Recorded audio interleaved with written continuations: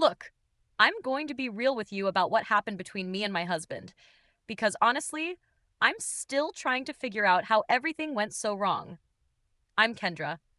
I'm 28, and 6 months ago, I thought I had the perfect marriage. Now I'm sitting here wondering if I'm about to lose everything, and somehow I'm being painted as the bad guy in all this. When Austin and I first got together, I swear I felt like the luckiest woman alive. This man was obsessed with me in the best way possible. Every single day, he'd tell me how beautiful I looked, how lucky he was to have me, and how he couldn't believe I was his. The way he touched me, girl, it was everything. He'd smack my butt when I walked past him in the kitchen, pull me close for random hugs throughout the day, kiss my neck when I was doing dishes. Even just casual touches would get him worked up, like visibly worked up, if you know what I mean. At first, I ate that attention up. My friends would roll their eyes when I'd brag about how Austin couldn't keep his hands off me even after 3 years together. Sarah would be like, "Must be nice to have a man who still acts like he's dating you." And honestly, I felt pretty smug about it. Here I was with this amazing guy who was still head over heels for me, while her husband barely looked up from his phone when she walked in the room. But then life started getting crazy stressful. Work was a nightmare with all these new demands and deadlines. My mom was going through health issues, and I was just exhausted all the time. That's when Austin's constant physical attention started feeling less like love and more like pressure. Every hug turning into him getting excited, every kiss leading to him getting aroused. It was like he couldn't just touch me normally without it becoming this whole sexual thing. I started noticing it more and more. We'd be watching TV, and he'd pull me close, and within minutes, I could feel him getting turned on just from having me against him. Or I'd give him a quick peck goodbye in the morning, and he'd try to deepen it, getting all worked up before I had to leave for work. It was like my body was some kind of trigger for him, and honestly, it started making me feel weird about it. The thing is, Austin never pushed me for anything. He'd get excited, but he never made it my problem to deal with. He'd just kind of adjust himself and move on. But I started feeling like I couldn't just be affectionate without it turning into this sexual thing for him. Like, could he not just hug his wife without his body reacting like that? My friends started getting on my nerves too, always asking how things were going with Mr. Perfect, and making jokes about how Austin was probably climbing the walls if I wasn't in the mood. They had no idea how annoying it was becoming to feel like every touch was loaded with sexual energy. I just wanted normal affection sometimes, not everything to be about desire. Looking back now, I can see I was building up resentment about something that should have made me feel loved. But at the time, especially when I was already stressed about everything else, it felt overwhelming. I started pulling back a little, not reciprocating the touches as much, trying to create some space. But Austin didn't seem to notice my signals. He kept being the same affectionate, physically responsive husband he'd always been. I convinced myself that he should be able to read my mood better, should know when I needed just comfort and not sexual energy. But I never actually told him that. I just expected him to figure it out somehow. And when he didn't, I got more and more frustrated. The stage was set for everything to blow up, and I had no idea how bad it was about to get. So there I was, already wound up tight from weeks of feeling like Austin couldn't touch me without getting turned on, when everything finally exploded. It was a Tuesday night, and I'd had the worst day at work. Everything that could go wrong did, and I came home just wanting to decompress and maybe watch some mindless TV with my husband. Austin could tell I was stressed the second I walked in. He's always been good at reading my moods, which usually I love about him. He made me dinner, didn't ask too many questions about my day, just let me vent a little while we ate. After dinner, I was sitting on the couch, still feeling tense, and he came over and started gently massaging my shoulders. It felt good at first, really good. His hands working out the knots in my neck and shoulders, and I was finally starting to relax. But then he leaned down and started kissing my neck softly, his hands moving to caress my arms. Within maybe 2 minutes, I could feel him pressed against the back of the couch. And yeah, he was getting aroused again. something inside me just snapped. All that built up frustration and irritation came pouring out, and I whipped around and said, "You always sexualize me, and it's disgusting." The words came out harsher than I even meant them to, but I was so fed up with feeling like I couldn't get comfort from my own husband without it turning sexual. Austin stepped back like I'd slapped him. His face went completely blank, and for a second, neither of us said anything. Then he quietly said, "I can't help that I'm attracted to my wife. I'm a young, healthy man, Kendra. This is normal." But I was already too worked up to listen to reason. "Just stop," I told him. "It's irritating. I can't even get a normal hug from you without you getting all worked up. It's like you can't touch me without making it about sex." Austin looked hurt in a way I'd never seen before. "I don't make it about sex," he said quietly. "I just can't control how my body reacts to being close to you. I've never pressured you or made it your problem to deal with." And he was right. He never had, but I was too defensive and too frustrated to admit that. Instead, I doubled down. "Well, figure it out," I said. "It's gross, and I'm tired of it." Austin just stared at me for a long moment, and I could see something changing in his expression. Not anger exactly, but like he was processing something painful. "Okay," he said finally. "I understand." Then he went to bed without another word. I sat on that couch feeling justified, but also kind of sick to my stomach. Deep down, I knew I'd been cruel. Austin had been showing me love and desire in the only way he knew how, and I'd called it disgusting, but I was too proud to go apologize. And honestly, part of me felt relieved that maybe now he'd back off a little. I had no idea I'd just set off a chain reaction that would destroy everything good in our marriage. Austin wasn't the type to fight or argue back. He just took what I said and decided to protect himself the only way he knew how, and that protection was going to hurt me more than I ever imagined. That night, he didn't try to cuddle me in bed like he usually did. He stayed on his side. And when I woke up in the morning, he was already up and getting ready for work. No good morning kiss, no lingering hug before he left. Just a polite, "Have a good day," and he was gone. I told myself it was temporary, that he was just processing what I'd said. But looking back, that was the moment everything changed between us. I'd rejected the core of how he showed love, and Austin, being the man he was, decided to respect my wishes in the most literal way possible.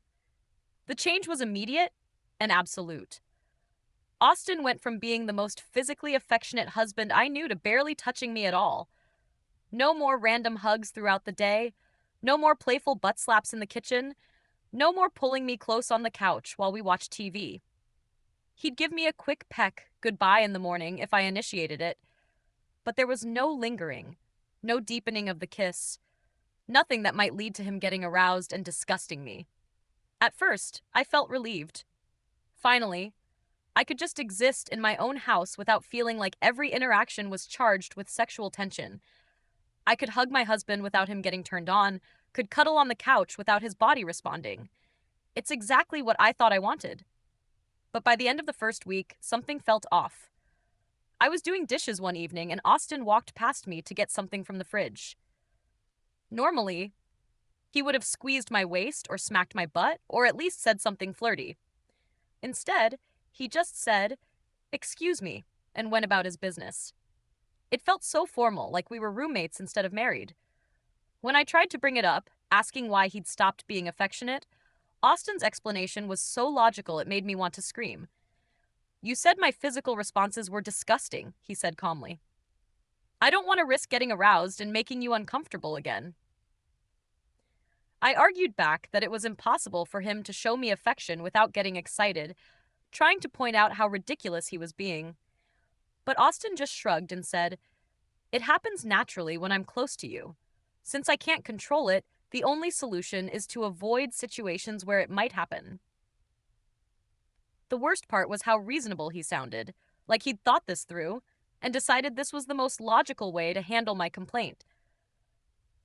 But it wasn't what I wanted at all. I wanted him to find a way to be affectionate without the sexual response, not to just stop being affectionate altogether. "So, you're just going to punish me forever because I asked you to tone it down?" I asked him one night after he politely declined to cuddle while we watched a movie. "I'm not punishing you," he said. Not even looking at me. I'm respecting your boundaries. You made it clear that my physical responses make you uncomfortable, so I'm making sure that doesn't happen anymore. I could hear the hurt in his voice, even though he was trying to sound neutral. And that's when it hit me that maybe I'd gone too far. But instead of apologizing, I got defensive. Why should I have to apologize for asking my husband to control himself? Why was I the bad guy for not wanting to feel sexualized every time he touched me? But the thing is, I was starting to miss feeling desired. I missed the way Austin used to look at me like I was the most beautiful woman in the world. I missed feeling wanted and attractive and irresistible to my own husband. Now, he looked at me the same way he looked at anyone else. Polite, respectful, but without that special spark that used to make me feel so special. I started trying to initiate more, hoping to spark some of that old passion. But Austin would respond just enough to not reject me completely, then pull back before things could get too heated. It was like he was keeping himself on a tight leash, and I hated it. 3 months in, I was feeling more unwanted than ever before in our marriage. I'd get dressed up hoping Austin would compliment me, but he'd just say I looked nice in the same tone he'd used to comment on the weather. I'd try to be flirty or suggestive, but he'd just smile politely and change the subject. The irony wasn't lost on me. I'd complained about feeling sexualized, and now I felt completely desexualized.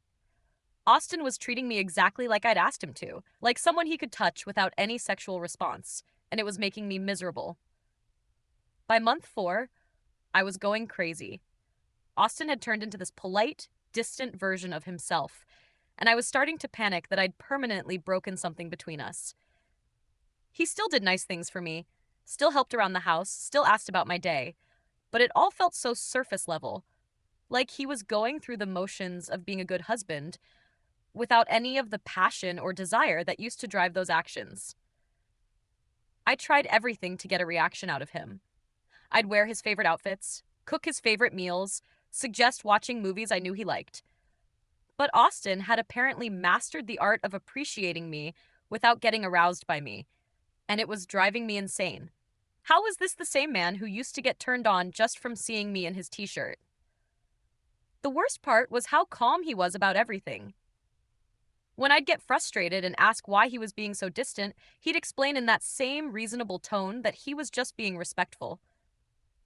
When I'd point out that we barely had any physical intimacy anymore, he'd remind me that I'd called his natural responses disgusting, so he was trying to avoid that. But I didn't mean you should just shut down completely. I finally exploded one night after he'd politely declined to take a shower with me, something that used to be a regular fun thing for us. Austin looked at me with these tired eyes and said, "I don't know how to want you the way I used to without my body responding the way it always has. You can't ask me to desire you, but not show that desire." So, I chose not to put either of us in that position. I wanted to shake him. This wasn't what I'd asked for. I'd wanted him to control his physical responses, not eliminate them entirely by shutting down his desire for me. But every time I tried to explain that, he'd point out that he literally couldn't control those responses. That's how male bodies work. Around month 5, Austin had to go on a work trip for 6 days. Normally, I would have missed him like crazy, and he would have called me every night wanting to talk for hours. This time, our conversations were brief and polite. He'd ask about my day, tell me a little about his meetings, and then we'd say goodnight. No flirting. No, I miss you. No talking about how much he was looking forward to coming home to me. When he got back, something was different. Not just the same distant politeness he'd been showing me for months, but something else. He seemed more thoughtful, more settled in some way, like he'd figured something out while he was away. I tried to welcome him home the way I used to, with hugs and kisses and excitement about having him back. But Austin responded the same way he'd been responding to everything. Politely, briefly, without any real enthusiasm. It was like hugging a stranger who was trying to be nice to me. That's when the real panic set in. I'd been telling myself that this was temporary, that eventually Austin would get over his hurt feelings and things would go back to normal. But looking at him after that trip, I realized this might be who he was now.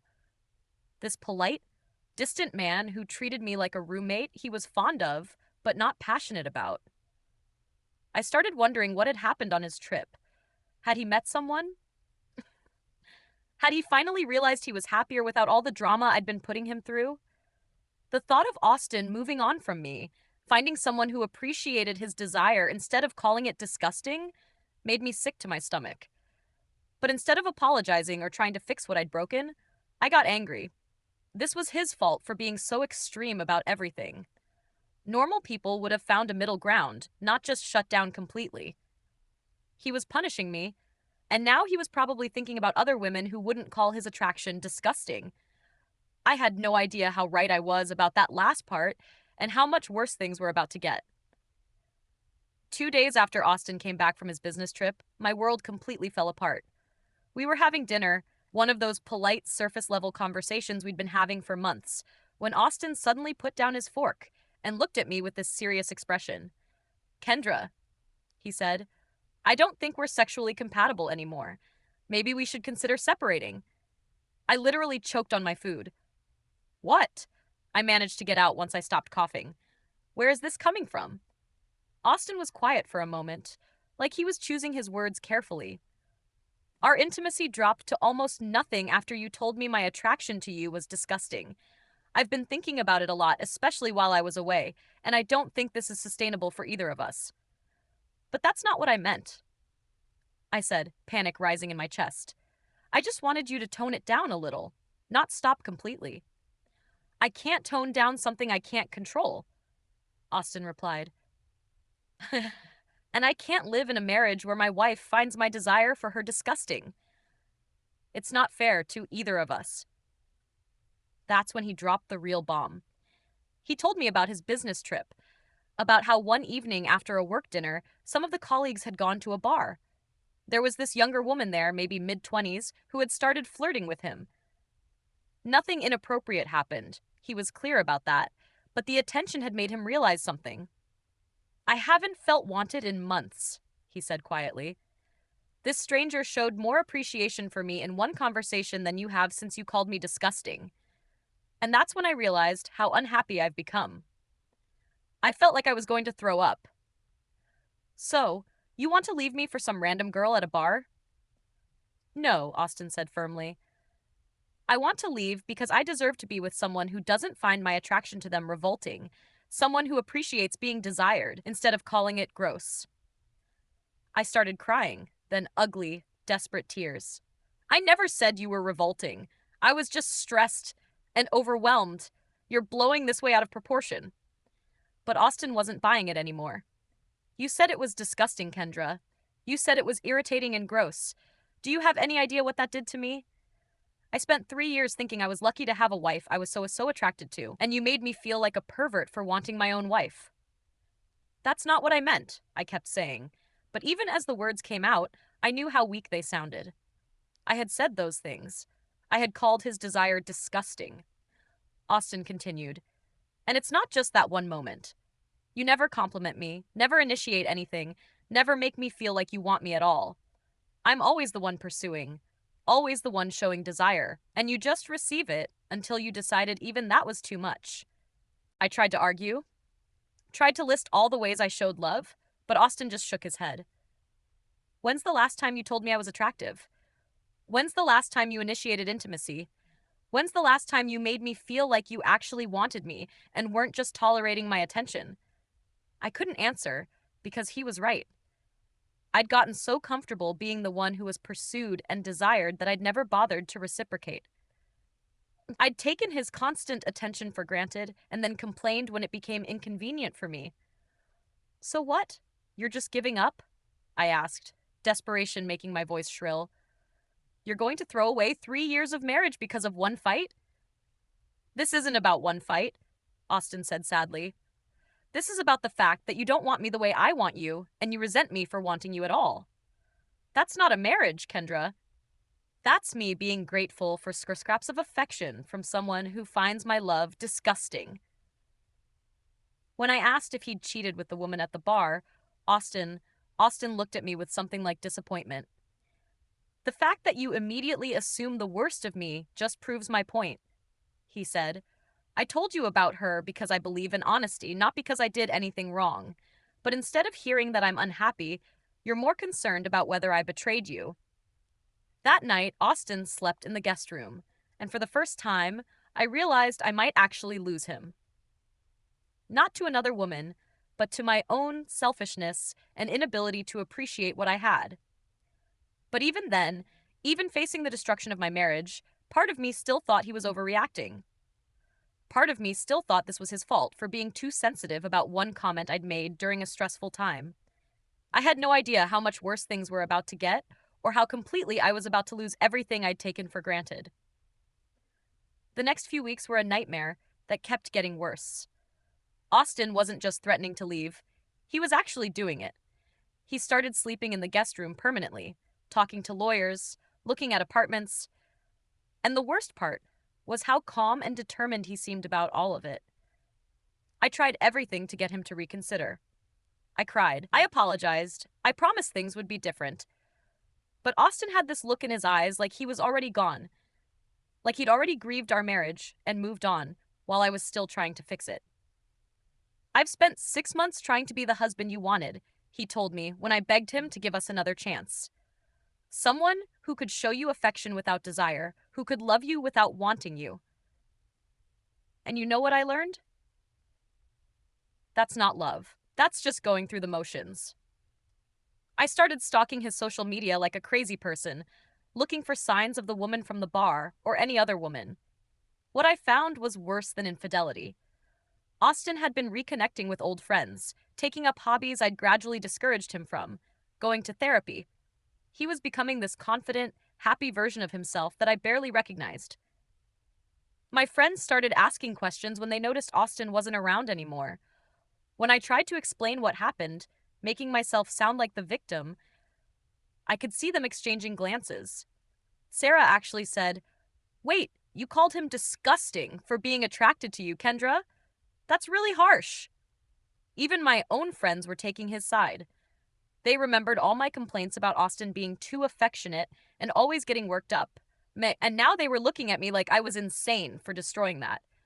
Do you know how many women would kill to have a husband who's still that attracted to them after 3 years? My friend Lisa asked. But the real punch to the gut came when I found out through mutual friends that Austin was dating someone. Not the woman from the bar. Someone new he'd met through his therapy group. A 26-year-old teacher who apparently thought Austin was amazing and wasn't shy about showing it. I drove past the coffee shop where I heard they liked to meet, and I saw them together.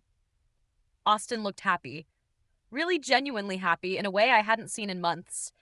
He was smiling and laughing, and when she touched his arm while talking, he didn't pull away or seem uncomfortable.